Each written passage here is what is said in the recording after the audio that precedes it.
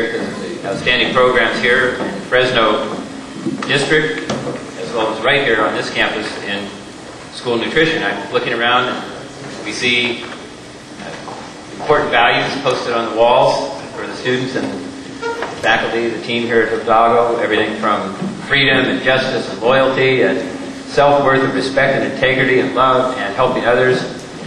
And before the day's over, we're going to add good food and exercise somewhere up there, right? Mm-hmm. So again, we're pleased to be here to look at the National School Lunch Program, to open the lunchbox, as it were, to look at what is going on in our schools, what good things are going on at schools like Hidalgo, how can we replicate that.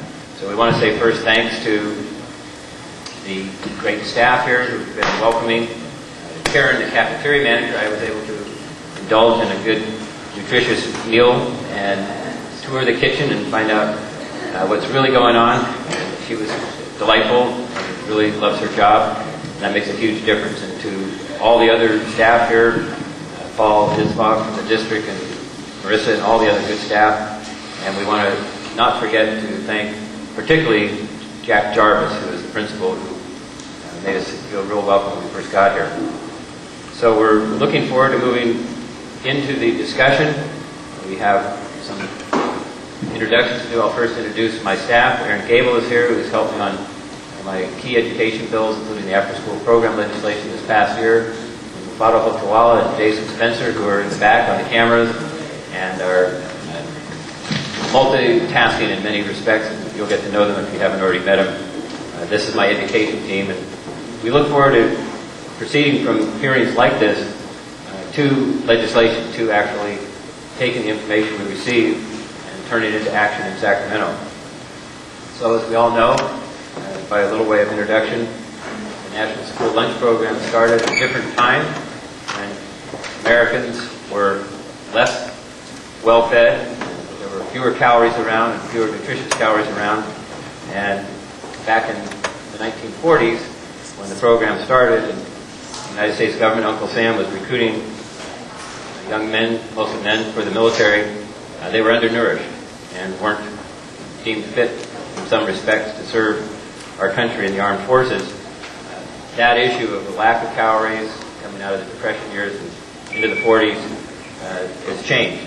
And now we have a different problem. We have obesity as a challenge. We have diabetes as a challenge. We have a huge epidemic, as stated by all national and state health officials and education officials. We have an enormous challenge, enormous costly challenge. 1 out of 3 children born this year in California, if we don't turn things around, will end up having diabetes.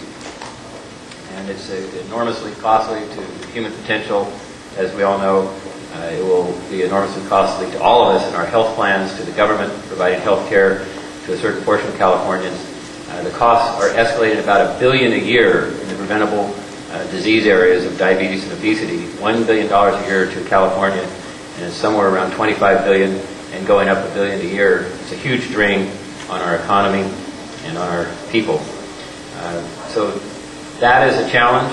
We come to a school such as this one, where we have Latino populations and parts of California that are even more susceptible to diabetes because of health habits and genetics.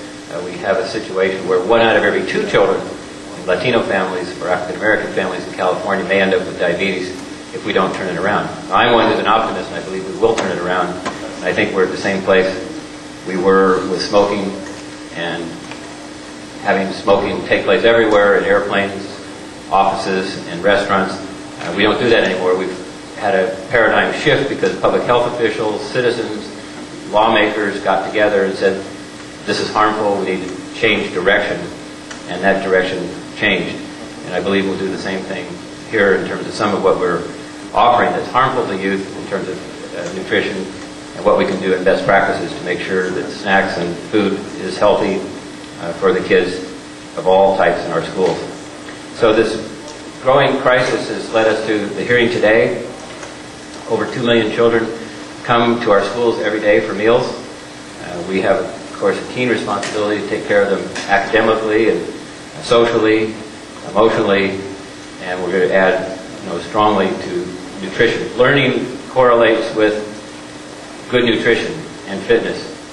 We have seen that those youth that are having good meals, those youth that are fit, are going to succeed better in all their test scores and all their learning. So this is another great opportunity for us. We have a few questions that we'll use to frame the discussion, and then we're off to the first panel. So one of our questions, what should the goal be for school meals in this new century, in the 21st century? What can we do inside the cafeteria to encourage lifelong healthy eating? And I'm thinking that this is not just about the students that are here, but it's also how can we influence the whole family? How can we ultimately take the lessons learned, the role model, good examples taking place here in the cafeteria and in the classroom, how can we take that information, make sure that mom and dads have that information and start practicing it at home and role modeling it at home? And then finally, what resources will it take to achieve this goal? There's no free lunch. There's some things we need in terms of the financial side of it, and then there's some things we need in terms of the focus and direction of our school meals program. With that, we're very pleased to have the first panel, and we're going to introduce it as Understanding the Structure of the School Meal Program in California, just sort of starting from the basics. Phyllis Branson-Paul, who we've enjoyed working with the California Department of Education as the Nutrition Services Director, represents not only the department, but Jack O'Connell, our great superintendent of education, has put a keen focus on these challenges we've just outlined. We're also pleased to have Jose Mendoza, the Food and Nutrition Services representative from the U.S. Department of Agriculture, with us, and Laura Walters of USDA as well. So with that, I'd like to turn it over to the panel and welcome you. Can you hear me? I guess yes. Good morning, everyone. I'm Jesus Mendoza, and I'm the Special Nutrition Program Director for the Western Regional Office located in San Francisco. And I'm just going to go over what the Special Nutrition Programs are. We have it divided into two programs, the Child Nutrition Programs and the Food Distribution Programs. The Child Nutrition Programs covers the National School Lunch Program, the After School Snacks Program, the School Breakfast Program, the Special Meal Program, and the Simplified or the Summer Meals Program. And also we include the Fresh Fruit and Vegetable Program. The Food Distribution Program covers more of the household distribution programs, but for this presentation, we're going to focus on the commodity programs for the school programs and institutions. Also, we're going to talk about the Department of Defense Fresh Fruit and Vegetable Program. The National School Lunch Program, as the Senator mentioned, was permanently established in 1946, and it came about as a result of the high rejection of military conscripts due to malnutrition, with the purpose of the program to provide nutritionally balanced, low-cost or free lunches to children in each school day, and also to operate in public and non-profit schools and residential child care institutions. Can you go back? The Special Meal Program, it was started in 1940 and it became permanent in 1966. And it is to provide a meal to children in schools where the National School Lunch Program or some of the school meals programs do not operate. Also, the schools that participate in the National School Lunch Program can participate in the Special Meal Program if they provide, if they have children that are of pre-kinder age or kinder age that do not participate in any of the school meals program. Like all the programs, they also get reimbursed for each of the meals served to the children. Next. What is FNS role in these programs? FNS establishes, develops, and implements regulations and policies pertaining to the programs. We provide funding to the states to oversee these programs, and we also provide funding to the states to reimburse the school districts for each of the meals that they serve. We also purchase and distribute commodities and evaluate the state's oversight on administration of each of the programs that they operate. Again, we're very proud of, requires that some servings of the fruits and vegetables be fresh, that about 25% of the bread options be whole grain, and that beans be provided weekly. What I also want to mention is, unlike the USDA meal pattern, the SHAPE meal pattern has targets for fiber, whole grain, and cholesterol and sodium. Next slide, okay.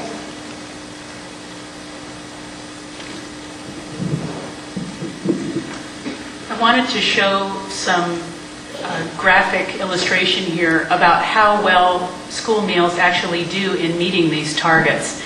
And while this data is a little bit old, it's from an assessment that's done periodically, and the School Nutrition Dietary Assessment study showed that school meals actually are meeting the targets. You can see for calories, we're right at the 33%, the 1/3 of the RDA. For protein, vitamins A, C, calcium, and iron, we're also exceeding that minimum level. So you can see that school lunches really are providing a significant amount toward children's nutritional needs for the day. In terms of meeting the targets for fat and saturated fat, the data from 98-99 showed that we're actually a little bit high in terms of the 30% target for total fat and the 10% target for saturated fat. But you can see that we're actually not too bad. This certainly was a significant improvement over the first school nutrition assessment study that was done several years earlier. And there's actually a third school nutrition assessment underway right now, and we're really encouraged that the data will show that the meals are actually even closer to those targets.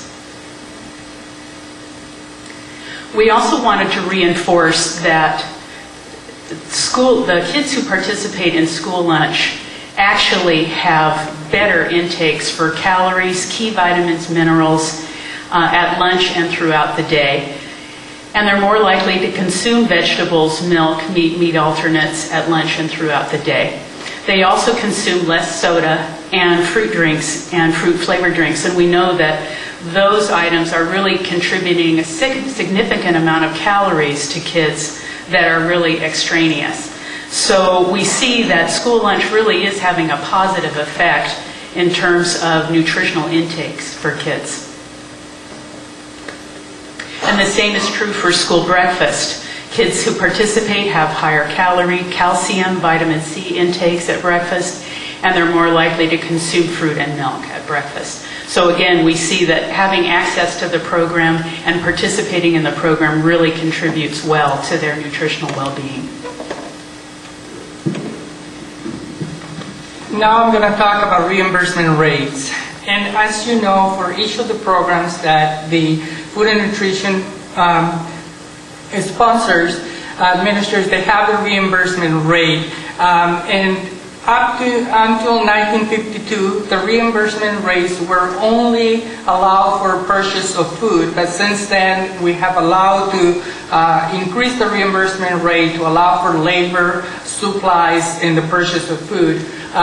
These are the reimbursement rates for the school year, present school year, 2006-2007 for the National School Lunch Program.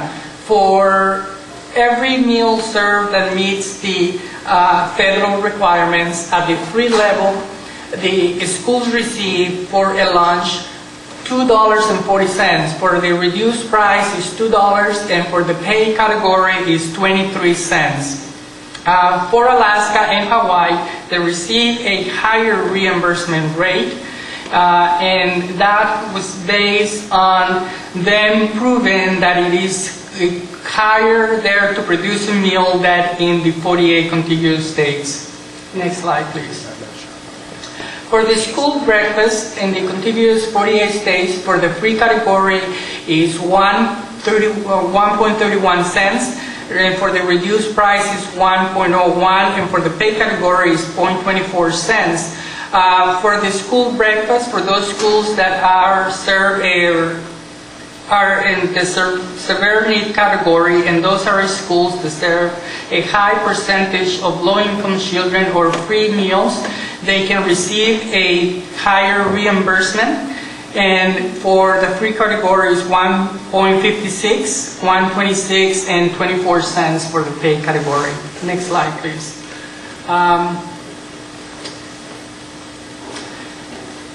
In addition to the federal reimbursement, there are some other states that provide additional reimbursement to the schools. On federal, there are 17 states that provide a range of additional reimbursement, and that is going from 0.5 cents per meal to 55 cents per meal. There are grants to start new programs and expand existing ones at the school level. We also have the 2 nutrition grants that they can serve to provide technical assistance to the schools. There are 27 states that mandate breakfast under specific conditions. Next slide, please.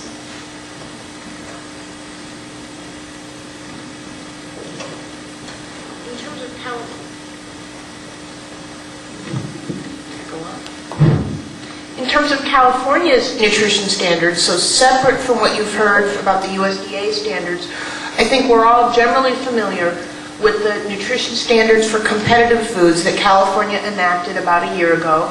SB 12, which again, these are for foods sold outside of the meals, requires generally that the snack foods have no more than 35% calories from fat, 10% from saturated fat, and no more than 35% sugar by weight. And then also some calorie limits. I think it's 175 in elementary and 250 calories for middle and high schools. For entrees sold outside the reimbursable meal, they can be no more than 400 calories and have no more than 4 grams of fat for every 100 calories. In terms of SB 965, that's the measure that was enacted that requires that soda and other highly sweetened beverages be removed from campuses by July of '09. California is one of the states that provides some additional funding, not only for breakfast, as Jesus mentioned other states do, but for other meals as well. And this occurred back in the 70s. It was known as the Moscone nickel, and it was enacted after the legislature, out of a concern that no child in California should be hungry at school, enacted a state meal mandate, which requires that every district ensure that every low-income child be offered a nutritious meal, which is a meal that must comply with USDA standards.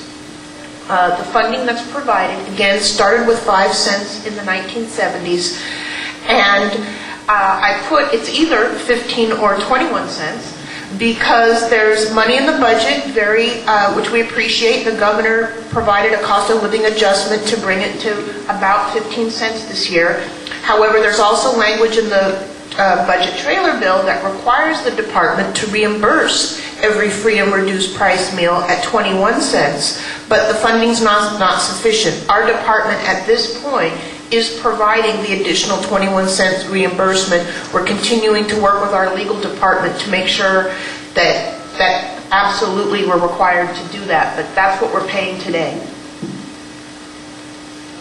Other meal funding, about a year ago, the California legislature enacted SB 281, which established the California Fresh Start program, which provides an additional 10 cents for every breakfast served as a way of promoting the consumption of fresh fruits and vegetables in the school breakfast program. So districts can apply for this extra 10 cents. They have to use at least 9 cents for a serving of a fresh or otherwise nutritious fruit or vegetable, and there's 1 cent available for administration, nutrition, education. As Jesus mentioned, we're a state that does provide money for school breakfast startup and expansion. We get about $1 million annually, which districts can apply for $15,000 per school site to start up or expand a breakfast program. Last year, we were very pleased that we received $4 million. That was a huge increase. We don't know if we're going to continue to get that, but that was the only year that we've received that amount of money.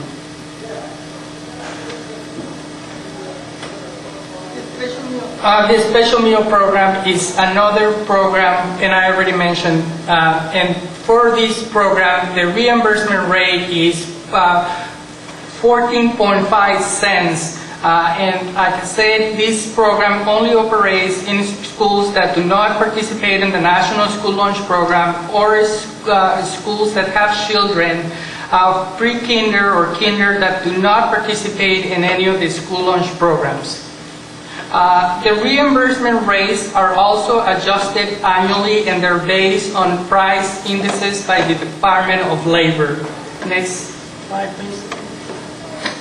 The after-school snacks program, they receive reimbursement for the free 65 cents, reduced 32 cents, and 6 cents for the pay category. For the after-school snacks program, they must be a program that is for enrichment, and they have to be in a supervised activity after the school day activities are over. Next slide, please. I already mentioned that the adjustments are made annually based on the Department of Labor and Statistics. Thank you. Next slide. In addition to the school lunch programs and the programs that I already mentioned, schools can receive commodities, or they can purchase commodities, and schools that participate in the National School Lunch Program can receive commodities, and their reimbursement is at presently, let me see, it is at 80 cents per meal, and it is based on the meals that they served on the previous school year. Next. The state, how does the commodity program work? The state surveys the schools, they provide a list of the commodities available, the schools place their order, and then they're either can get commodities that have already been processed and ready for use, or they can get commodities that can be processed. Next, please. Another program is the Department of Defense Fresh Fruit and Vegetable Program. This program started in 1994 as a pilot project to provide a wider variety of fresh fruits and vegetables to schools. And how this program works is that a state used to set a portion of the commodity entitlement dollars to purchase fresh fruits and vegetables, and directly from the Department of Defense. And currently there are $50 million for this program. Next slide, please. The other one is the Fresh Fruit and Vegetable Program. This is the Food and Nutrition Service Program. It was started in 2004. There are currently 11 states that are permanently participating in this program. And there is a possibility that it might be expanded to California. So we're hoping that it may happen. And again, this is an additional program to the all of the other programs that we have already mentioned. Next.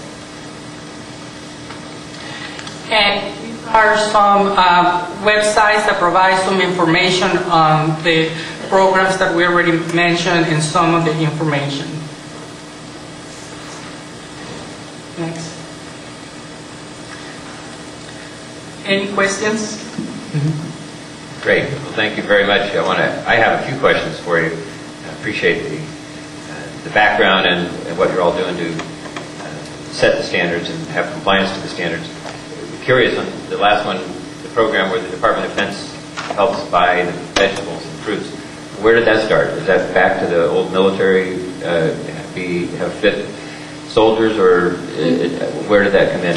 No, that started in 1994, and it was a pilot project, and it was just started as a means to provide a wider variety of fresh fruits and vegetables, and because of the military installations could have the capabilities to distribute a large amount of fresh produce to their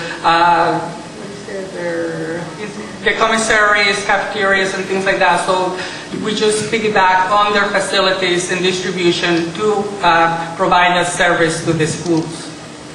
Actually, it came about in part because with the base closures, DOD was actually looking for other ways it could sustain its business. So USDA decided this was a good partnership. Well, whatever partnerships work, that's what we're about, checking that out. I was pleased to see and know the progress that's been made with California's SHAPE program. So Ms. Bremson Falls has outlined that. What are the meal patterns in SHAPE? And is it taking place in a third or half or more than half of the California schools? It sounds like an innovative and good approach to take. So is the question how many districts are participating in SHAPE? Yes. About 100 and I want to say 140. It's not a huge number. But then again, there was money available to help districts with that a couple years ago, and that dried up. We're still very pleased. Last year at some of our workshops, we saw after we held them really calling attention to the superintendent's report, School Nutrition by Design, the number of districts applying and enrolling jumped by about 20%. So we have some budget proposals in to really look at expanding that, because we're seeing that there's just a real growing support for this overall program. And it's been in effect for how many years? A couple of years? I'll say 10. 10 years. So the goal the superintendent has in your department is to expand that. What is needed or what's found to be helpful in getting districts to embrace the program? Is it a startup sort of extra training, or what kind of startup money or efforts needed, consulting or whatever, to get them going on it? Years ago when it started up, my understanding is enrolling districts got small grants, maybe $10,000 to help them. I mean, there's a lot. Again, it's not just providing the different menu planning. It's working within the community, looking at policies, providing nutrition ed. So we provided small grants of about $10,000 per district to help implement that. We also had 1 or 2 staff at the department to help oversee and lead these efforts. We also believe that what's critical, and what came out through the evaluation that we conducted, is providing an infrastructure of regional support to districts, because many districts, the meal reimbursement isn't enough for them to hire nutritionists on their own staff. So what we'd really like to do is have contracts with county offices of education where we would have 1 nutritionist per superintendent's region that would be available to provide professional development, technical assistance, that type of thing. And then lastly, the evaluation found that to really follow the SHAPE meal pattern and to offer the increased fruits and vegetables, whole grains, it costs about 7 cents more for additional meal. But again, we think it's an overall package that makes a lot of sense. No, it sounds great, and I want to work with you and Superintendent O'Connell looking at strategies to expand that, and possibly also to look at partners like UC Ag Extension, UC Cooperative Extensions that might have some of that information or consulting capability to help spread the good word and show districts how it would pencil out. I particularly like, and maybe you could expand on it, the idea of getting to the parents, getting to the community information about healthy eating and choices, which if that is instilled at home, it's going to be easier for the kids to make those choices here in the cafeteria. What strategies are used to accomplish that through SHAPE, to get the community education side of it accomplished? Offhand, I mean, I know that there's a lot of different work going on in the different districts. I mean, a lot of times there's newsletters that go home, there's parent forums. I'm trying to think. I think perhaps if you ask this question again at the next panel, I know there are some food service directors that are, I think Linnell, who's very generously doing the PowerPoint, is a SHAPE district, and she'd be able to provide more information on that. Yeah, I think that would be helpful.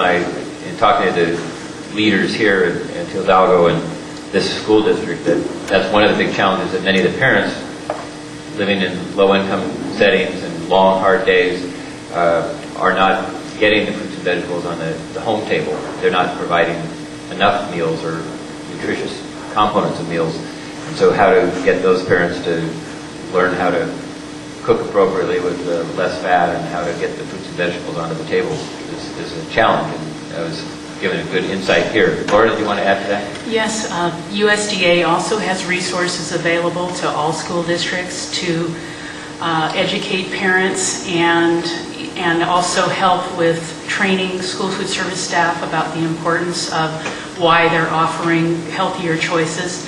And those materials are available at no cost through the Teen Nutrition website. Great. And another question, and appreciating that all the elements, all the caring partners in delivering these meals are doing the maximum of what they can do and looking at ways to make it even better. At this school, I learned that about 350 students come to the breakfast, about 700 come to the lunch, and for many of these students, this is a 100% school providing the free and reduced lunch, and it's about 88% of the students qualify financially. So we have this demographic. So many of these students, it's maybe 95% of what they get in calories and vitamins during the day.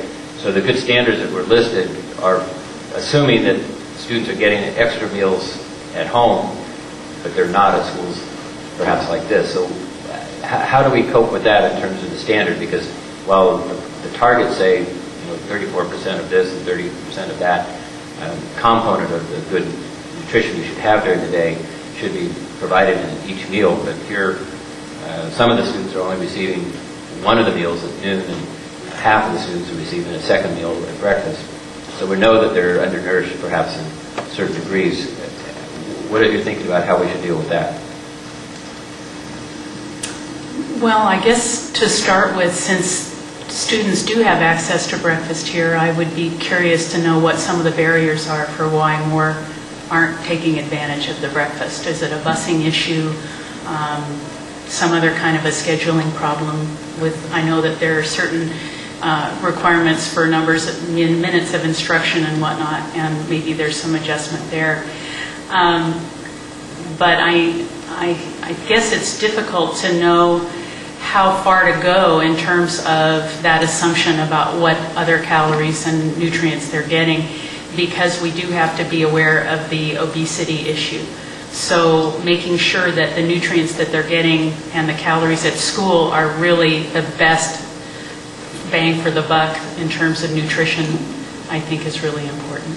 Great. I just wanted to add to that. I mean, there's a lot that can be done to expand breakfast participation, and we and a lot of our colleagues in this room are continuing to advocate. You know, we find that when we get breakfast out of the cafeteria, either out, grab and go, kiosk, breakfast in the classroom, that consumption just really skyrockets.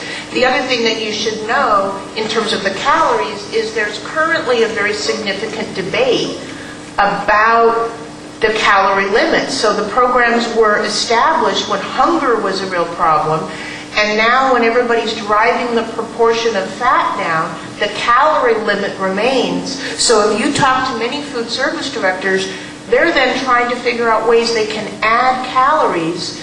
So there are a lot of folk that think maybe we should be reducing the calorie minimum, but then how do you trade that off when it's really a hunger prevention? So there's a real debate going on, certainly in California and nationally, around the role that the minimum calorie level plays in the meal programs.